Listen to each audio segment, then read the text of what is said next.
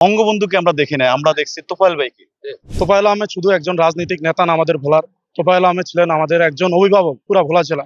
দলমত নির্বিশেষে সকল কিছুর ঊর্ধ্বে তিনি ভোলার তোফায়েল আহমেদ হিসাবে সকলের কাছে জনপ্রিয় রাজনৈতিক ব্যক্তিত্ব হিসেবে পরিচিত। আমাদের ভোলা জেলায় অতুলনীয় ক্ষতি হয়ে গেছে আওয়ামী লীগ পরিবারের।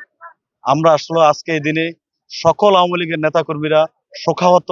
আমরা আসলে বক্তব্য দেওয়ার কিছুই নাই। আমাদের নেতা অভিভাবক আমাদের বঙ্গবন্ধুকে আমরা দেখি নাই, আমরা দেখছি তোফায়েল ভাইকে। তোফায়েল ভাইকে দেখি এই আওয়ামী লীগের রাজনীতির সাথে সংযুক্ত হয়েছি, কুড়ি করে আজকে আওয়ামী লীগের 50-এ পা পেরেছি নিজের বয়সে। তারপরও তোফায়েল ভাইয়ের মতো একজন নেতা সারা বাংলাদেশে আগামীতে জন্ম হবে কিনা আমি জানি না। আমি ভোলা জেলার একজন সামান্য কর্মী হিসাবে আমি আমার নেতার এবং অভিভাবকের যেন আল্লাহ রাব্বুল আলামিন বেহেশতবাসী করে এবং তার জন্য সবাই দোয়া করেন। এবং সে ভোলাতে সকল কাজে মানুষের সহযোগিতা করেছে, উপকার করেছে। আমার জানা মতে তোফায়েল ভাই কোনোদিন কোনো তদবির করে কোনো সময় কাউর থেকে কিছু খাইছে কিনা আমার আদৌ মনে নাই, এবং আমার মনে হয় কথা কেউ বলতে পারো না। তোফায়েল ভাইয়ের মতো এমন একজন ব্যক্তি আজকে আমরা সকলেই দল মত নির্বিশেষে সকলেই আমরা তোফায়েল ভাইকে ভালোবাসি। তোফায়েল আহমেদ একজন ব্যক্তি হিসাবে অসাধারণ মানুষ ছিল। প্রত্যেকটা মানুষেরই ব্যক্তি জীবনে ভুল ত্রুটি থাকতেই পারে। তার উদ্দেব তোফায়েল আহমেদ শুধু একজন রাজনৈতিক নেতা না আমাদের ভোলার। তোফায়েল আহমেদ ছিলেন আমাদের একজন অভিভাবক পুরা ভোলা জেলা। আজকে তোফায়েল আহমেদের মৃত্যুতে আমরা ভোলাবাসী গভীরভাবে ব্যথিত। এবং তোফায়েল আহমেদের এই জীবনে তিনি অনেক কিছুই করেছিলেন। ঢাকা বিশ্ববিদ্যালয়ের তিনি ডাকসু ভিপি ছিলেন, 69-এর গণ অভ্যুত্থানের মহানায়ক ছিলেন এবং স্বাধীনতার একজন অন্যতম সংগঠক ছিলেন। 9 বারের সংসদ সদস্য ছিলেন এবং সাবেক বাণিজ্য মন্ত্রী ছিলেন। আজ তোফায়েল আহমেদ চিরনিদ্রায় চলে গেছেন। আমরা ভোলাবাসী গভীরভাবে ব্যথিত। আমরা তার জন্য দোয়া করি, আল্লাহ যেন তাকে জান্নাতের উচ্চ মুকাম। আজকের দিনটা আসলে আমাদের ভোলাবাসীর জন্য একটি শোকাহত দিন।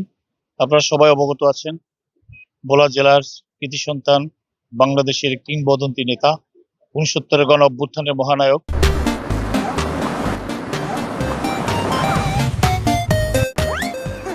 বাংলাদেশের মুক্তিযুদ্ধের অবিসংবাদিত নেতা এবং মুক্তিযুদ্ধের সংগঠক। আমরা সবাই অবগত আছি যে এই সেই তোফায়েল আহমেদ, যিনি মাত্র 25 বছর বয়সে জাতির জনক বঙ্গবন্ধু শেখ মুজিবুর রহমানের ব্যক্তিগত এবং অনুচর ছিলেন এবং তিনি জাতির জনক বঙ্গবন্ধু শেখ মুজিবুর রহমানের একান্ত সহকারী হিসেবে তিনি নিয়োগ পেয়েছিলেন এবং 70-এর নির্বাচনে তিনি ভোলা থেকে এমপি হয়েছিলেন।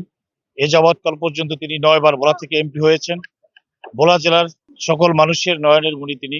আজকের এই শোকের দিনে আমরা আসলেই এমন একজন নেতাকে আমরা হারাচ্ছি, যিনি বাংলাদেশের প্রত্যন্ত অঞ্চলে বাংলাদেশের আওয়ামী লীগ তথা জাতির জনক বঙ্গবন্ধু শেখ মুজিবুর রহমানের ঘনিষ্ঠ সহচর হিসাবে এবং আমাদের সাবেক প্রধানমন্ত্রী শেখ হাসিনার রাজনৈতিকভাবে যিনি সবচেয়ে বেশি সহযোগিতা করেছেন, 75-এর 15ই আগস্টের পরে যিনি বাংলাদেশ আওয়ামী লীগকে বাংলাদেশে সুসংগঠিত করেছিলেন, আমাদের সেই প্রিয় নেতা জনাব তোফায়েল আহমেদ সাহেবের আজকে তার জানাজা আমরাও অংশগ্রহণ করার জন্য আমরা সবাই সমবেত হয়েছি। আপনারা সবাই অবগত আছেন যে তিনি এই ভোলায় প্রত্যেকটা অঞ্চলে প্রত্যেকটা মানুষের কাছে তিনি হৃদয়ে আছেন এবং আজকের এই শোকাহত দিনে আমরা তার রুহের মাগফিরাত কামনা করছি। মহান রাব্বুল আলামিন তাকে যেন বেহেশত নসিব করেন এবং তিনি ভোলায় রাজনৈতিক দলমত নির্বিশেষে সকল কিছুর ঊর্ধ্বে তিনি ভোলার তোফায়েল আহমেদ হিসাবে সকলের কাছে জনপ্রিয় রাজনৈতিক ব্যক্তিত্ব হিসেবে পরিচিত। দুর্নীতি বাড়ি করতে সেই নেতা আমাদের মাঝ থেকে আজকে আল্লাহ পাক নিয়ে গেছেন। তার রুহের মাগফিরাত কামনা করি, আল্লাহ যেন তাকে জান্নাতবাসী করে, জান্নাতের উচ্চতম অবস্থা দান করেন। এই ভোলা ডিস্ট্রিক্টের সে গোলাপ ফুলের মতো সাজাইছেন, সারা বাংলাদেশে তার অবদান আছে এবং বিশ্বে তাকে চিনে। যত উন্নয়ন, ভোলায় যত উন্নয়ন, টেকনিক্যাল কলেজ, এটি সব তোফায়েল আহমেদের অবদান। আমাদের কাছ থেকে তোফায়েল আহমেদ হারিয়ে যায় নাই, আমরা ভোলার মানুষ হারিয়ে গেছি।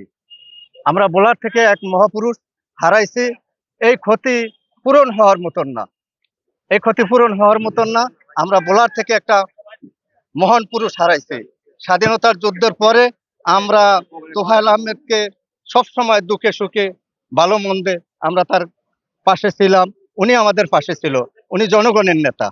উনি দলমত নির্বিশেষে উনি একজন বড় নেতা, উনি এশিয়া মহাদেশের বিপ্লবী নেতা, এই ভোলার মানুষের বন্ধু।